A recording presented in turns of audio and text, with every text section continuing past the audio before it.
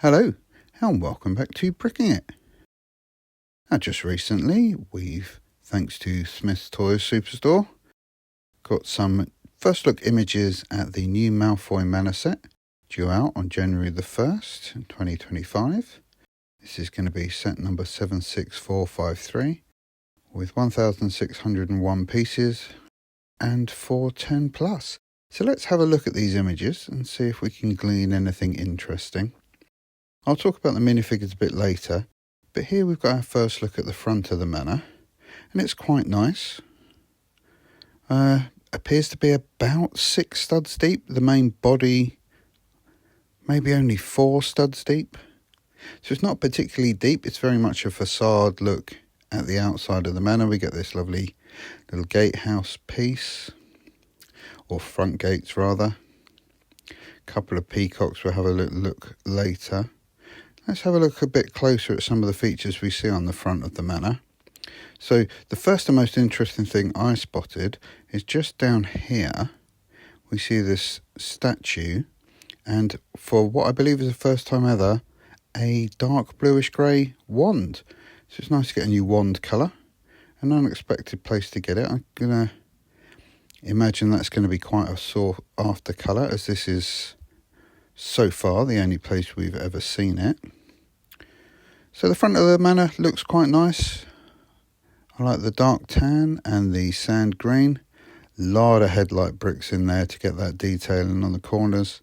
It appears the majority of the construction of the exterior is going to be tan headlight bricks and sand green 1x1 tiles. So as a parts pack, it's very good for those. Looks like we've got a stickered piece shield featuring the Malfoy coat of arms on the outside. Lots of detailing we've seen in other places, using those skeleton legs to hold up the railings, and then we've got a pair of handcuffs for a bit of detailing. Not a bad looking exterior, quite like it. Like the fountain, that snake-like detail. And if you look on our gate piece, we've got 2 of the new tiny gargoyles that were featured in the Wednesday set earlier this year. So, okay, exterior, not bad, looks quite nice. Not much of a building, but quite a nice facade. Let's have a look inside. So we get a few images of the inside. These are all taken from the outside of the box, so let's have a look at these first up. So here in the top left, it looks like we've got a little kitchen build. We've seen Narcissa in there, and for some reason she's cooking lobster. It's nice to see the set includes a sprue of knives, because obviously we get the scene where Bellatrix is torturing Hermione, and so she needs a nice piece for that. So at least they've got somewhere to live within the build. Got a cauldron and a pan. Couple of domestic looking stickers on the wall back there. Nothing too special other than that. Not noticing anything interesting here. Now this is an interesting picture. I like this one. We get a closer look at the peacock builds, which are well known for roaming around outside Malfoy Manor. Very clever builds, do like these. Entirely brick built, so not a new moulded piece, but very clever use of that new firm piece and the cow horn. And of course our little gate. Nothing particularly interesting about that, other than those 2 gargoyles, which I like. I would have liked to see a bit more of an ornate top, possibly. It does look a bit, prison-y with just those 2 plain gates on it. But not too bad. Down to have a look at our fountain. Again, nothing particularly special about that. It's all pieces we've seen before. Very reminiscent of the Triwizard Cup. But nice enough build. Then we move on to our main interior. Now we're going to have a bit of a look at another photo in a moment that shows this better, but it does give us our first look at all the Malfoys. It's nice to see Lucius there in his same outfit we've seen him in before, but slightly more dishevelled state. I would have liked a much more dishevelled face with the bags under his eyes and the 5 o'clock shadow, and you never know, there may be an alternate head that we get to see when we get more official images of this set. I can't for the life of me understand why Draco's wearing a sweater. I've looked at Deathly Hallows. He's got a black shirt on the back suit, and his look in the Hogwarts Express is much closer to his appearance in Malfoy Manor in the movies. So this looks like a very generic torso that's just been repurposed for this set. Nice to see Narcissa Malfoy back. Her dress doesn't bear a huge resemblance to what she's wearing in the movie, especially not in the later scenes with the Snatchers and the massacre at Malfoy Manor. But for this scene shown here, where they're at the Death Eater meeting, it's hard to tell what her dress looks like, but it does seem to bear somewhat of a resemblance to this new torso print, which is nice to see. And of course, Bellatrix, her outfit, again, difficult to read in that table scene, but it does seem to match the prisoners scene when she's torturing Hermione. And then, of course, we get Voldemort, torso we've seen before, new face, looking very smug. And all of these minifigures have legs rather than skirt pieces, which you've seen before. You can see those two large portraits. I'll talk about those a little bit later on. Let's have a look at our other interior. So here is the same room we were just looking at, but with the table removed. And here we can see Bellatrix has got those robe printed legs, which I don't entirely understand. I suppose it's give us a suggestion of a skirt, but I don't know if I like them. I think maybe plain legs might have looked better. A skirt would have looked much better, but of course they can't sit at a table with a skirt on. So we've got those two portraits. They by and large match what we see in the movie. Obviously a sort of Lego-ified version. Interestingly enough, about the only portraits you don't see move in the films. I mean, this is a wizard dwelling. Maybe it's just a pointless bit of CGI they felt they didn't need to add. We'll talk about Hermione and Dobby a bit later when we look at the full selection of minifigs. But the thing that I'm most interested in, and something that I actually wishlist for when I made my Malfoy Manor MOC videos, was on the back of the fireplace there we see the Malfoy coat of arms with the Wyvern supporters on the back of the fireplace, and I hope that this would be in a future set, and here we have it. It's exactly what I needed, just as a finishing touch for my MOC, along with these two big portraits, which I will definitely be adding into my MOC, because I don't see me displaying this build as is. So then let's look at these minifigures. So we'll start off with Dobby.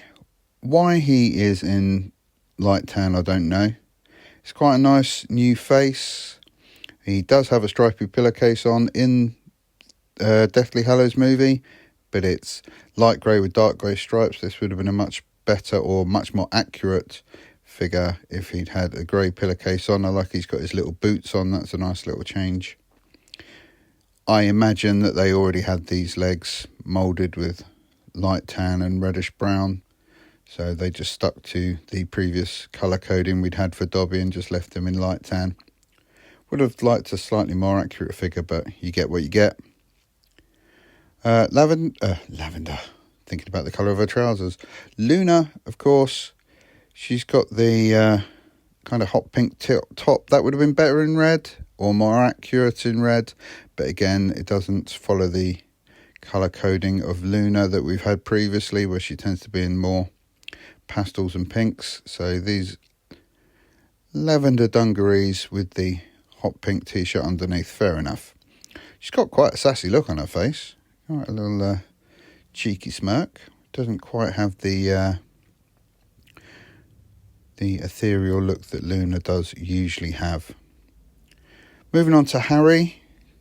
They've got him in the brown jacket that we've seen before. It's a new print, obviously, but in the scene he was wearing dark blue cord, and I kind of expected another dark blue jacket. Maybe they're fed up with them and they're sticking with the brown. Nice to see that we've got that new face print. I was wondering how I was going to replicate this when I displayed the scene, and now I don't have to wonder, because we've got him with his stinging Jinx face print. Another look at Draco in that terrible torso. Narcissa's got her printed hair, that's good. Face is fairly bland, no expression. I would like something a bit more haughty. She just looks dead behind the eyes. Lucius again, nice to see the loose collar, but nothing going on with the face. We get another Nagini, a smug Voldemort, and as I've discussed before, Bellatrix. Nice torso, don't like the legs. It's nice to see Hermione in that top, and obviously one glaring omission, because why put Ron in? I mean, it's not like he plays an integral part in the scene or anything. Of all the characters to leave out, it's always Ron that gets missed off, and we could have really done with a Deathly Hallows Ron. We get few enough of him as it is, and I'd like to see him in that check jacket. Be really useful for Battle of Hogwarts scenes.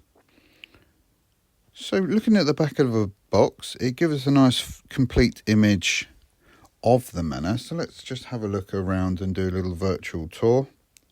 So up in the top of this first tower on the left hand side, it looks like we've got a small study. You can see an armchair in there, another one of the candle pieces that we saw in a picture previously. So this appears to be a small kind of study or office. Just below that we've got a bedroom. We've got to imagine this is Draco's bedroom. Just one of those very simple 2-stud wide beds. This really is showing the limitations of the interior thanks to that narrow profile. Up across on the other side in the tower we have the organ.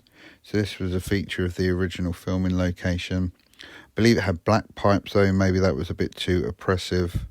So they've gone with the gold, and I imagine that white 1x2 there is just going to be one of those keyboard pieces, just to intimate the organ. Below that, clearly run out of ideas because they've added a toilet. I can't explain it.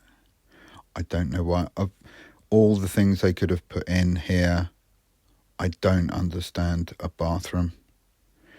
Below that is where I think we're going to find the kitchen that we saw Narcissa in earlier. And on the opposite side from the kitchen, we have some kind of cellar.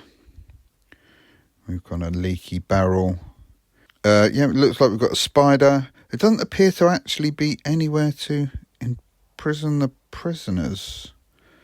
Although we've got a couple of gates there, they appear to close up right behind the front door. So I don't know where you'd actually slide in Luna and Harry. Maybe imprisonment was too much for a Lego set. So let's look at the main part of the build, which is the dining room, which we saw earlier. We've got a fireplace. Not a bad reproduction at the scale. Quite good. Quite like it. Obviously, my one was a little bigger, inspired by the original movie set. I like what they've done with the table. Chairs are quite nice. It'd be nice to get those sand green brackets and plates and things.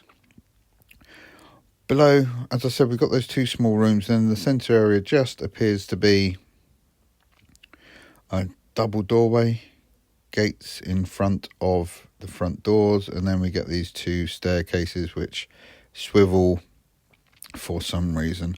Now, if we get a little close up on this, it's not particularly clear, but maybe those two prison gates do form some kind of cellar prison type area, and I'm not entirely sure why the stairs rotate. Maybe just to keep that profile narrow so it can sit on a shelf without consuming too much real estate.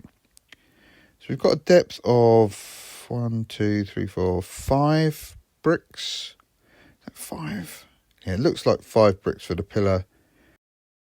The tops of the towers appear to be 6 stud deep, and then our living room appears to stick out another, is that 6 studs from the back of the facade build. So we're looking at a depth of about 12, maybe 14 studs. So it's not a very deep, it's an unusual set. I mean, it really is like just a backdrop for the scenes you're going to set here. Not a huge amount of play features. We've got this drop-in chandelier here in the living room.